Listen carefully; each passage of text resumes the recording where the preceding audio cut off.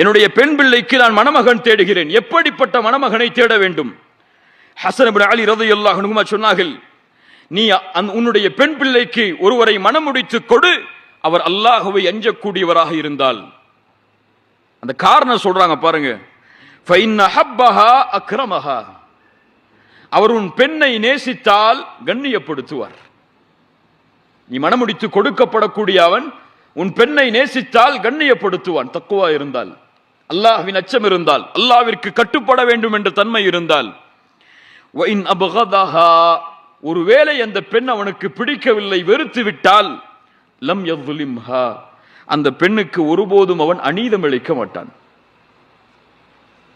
சுப்ஹானல்லாஹ்.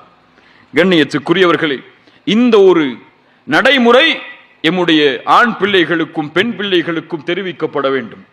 நீ பார்க்கிறதா இருந்தா தீனப்பார், நீ பார்க்கிறதா இருந்தா குணத்தை பார் என்று கற்றுக் கொடுக்க வேண்டிய பெற்றோர்களே இன்னைக்கு எப்படி கற்றுக் கொடுக்கிறாங்க? தீன படிச்சு என்ன செய்ய போறா? சமயக்கட்டுல வந்து இதெல்லாம் பார்க்க முடியுமா? தொழுகிறாளா இல்லையா, நல்ல குணம் இருக்கா இல்லையா, இதெல்லாம் பார்க்க முடியுமா? நல்ல குடும்பமா, நல்லா படிச்சிருக்காளா, பின்னாடி நிறைய டிகிரி போட்டிருக்காளா, அல்லது நீ பின்னாடி நிறைய டிகிரி போட்டிருக்கியா, அது போதும்.